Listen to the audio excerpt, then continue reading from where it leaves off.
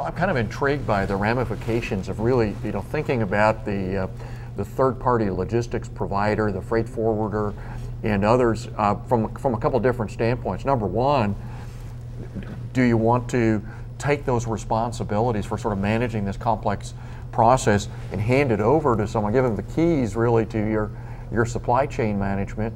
And if you don't want to do that, but you still see an advantage in working with these folks, how easy is it to tie in infrastructure? We've been hearing about, the EDI, the EDIFACT integration, but it seems like a lot of these third parties have their own systems, their own, portals. How do you link to, make the best advantage? A couple questions in there. Right. We want to tackle that a little bit.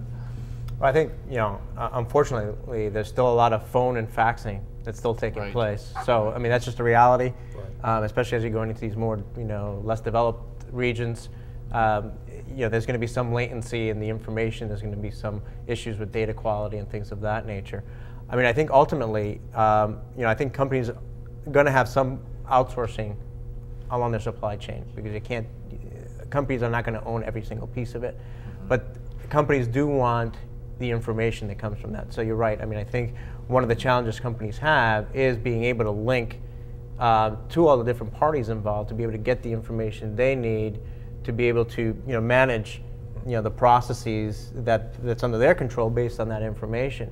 But the challenge is it's just a very heterogeneous environment out there in terms of the different systems that are out there, different messaging protocols, lack of, there are standards, and then there's the fact that companies have their own versions of all those standards, so there really isn't a standard. So I think that's one of the big issues that companies face. Yeah, it's even an internal issue because the purchasing department is going to look at the purchase order number, and logistics is going to be looking at manifest information and so on. So even that internal communication can create a problem for companies. And then if you have multinational companies, you have that multiplied by the number of pieces that you have. Subsidiaries out there, yes. Right. Because I mean, every subsidiary in a multinational has its own books, has its own tax implications, and that all plays into the global corporation. So I mean, there's just so much. When you outsource, you might lose a lot of the detailed information that maybe before that you had. And the question is, how are you comfortable with that, or do you need to adapt what the third party, their data into your system? How are you going to do that? Because if you've been doing it yourself for years, you have all the detailed information. Right. And then if you outsource it, that becomes the property of somebody else. And you have to map their system in, and that can be very difficult. So I think we've had some kind of interesting perspective here with the collaboration at a strategic level. I was trying to think about bringing this to maybe the tactical level a little bit, kind of the importance of getting visibility, not only from your external potential collaborators, the freight forwarders, but also understanding the chain from the internal processes that your people are going through the organization. It seems like, and we've been talking about getting the fully landed cost, we'd like to understand how we can get a regular supply chain, kind of reduce the variability. What are really the opportunities there? I mean, to get the organization processes set up that we can introduce a more regular approach to managing the details of global trade management, maybe getting to a little more tactical level. Well, I mean, I think I think as a first step, companies really have to understand what their supply chains really look like, and the reality is companies have more than one supply chain. Right. And it might vary by region, it might vary by product, it might vary by division of company. So I think the first step companies have to do is almost create that baseline. What does our supply chain actually look like? Who are all the players involved? And then map out all the processes.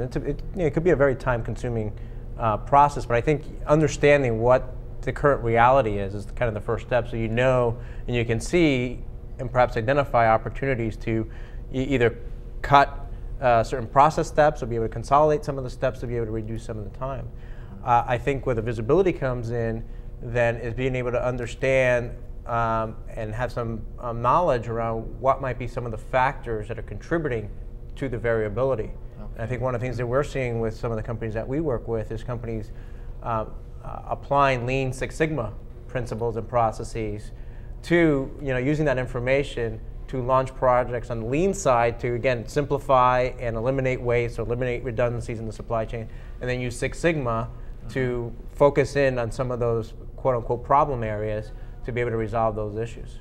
Well, this is kind of a complex problem. Do we need an army of experts within the company who are all expert on the compliance pieces, the ocean booking, the shipping? I mean, how?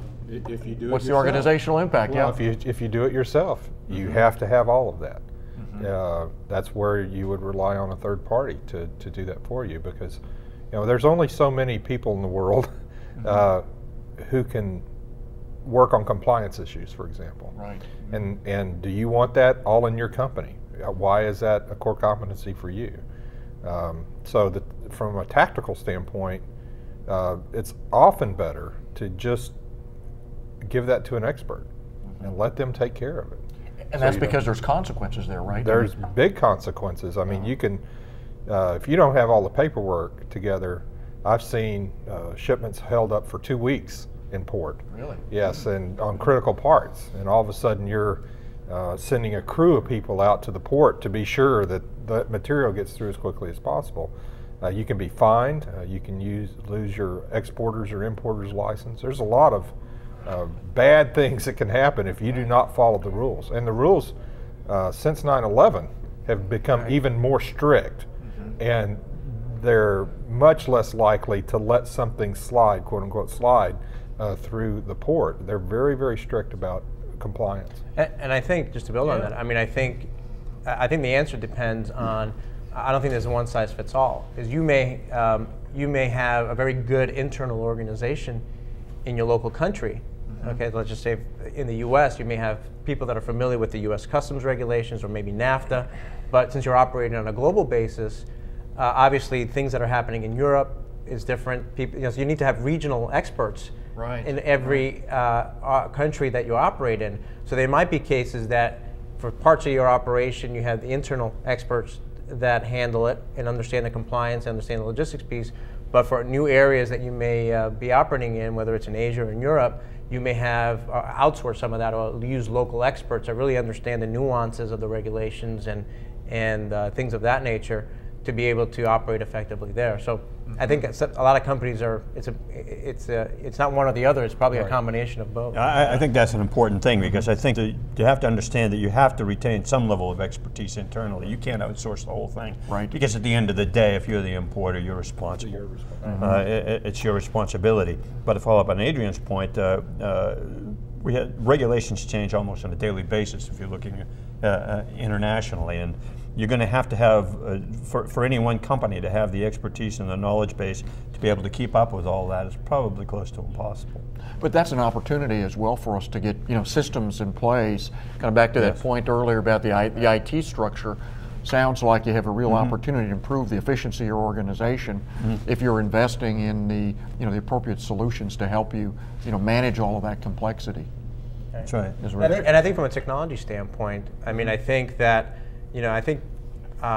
historically, a lot of the software and the technology was developed for manufacturers or retailers.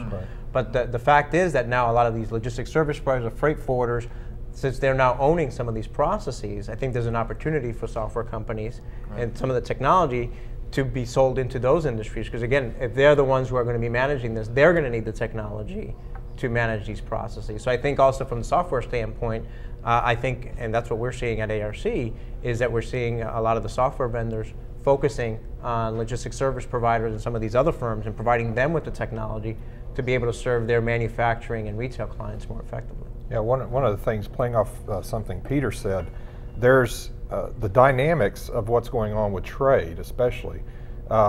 If you're using somebody who's an expert in that, they can alter your routes into the country or out of the country to save money.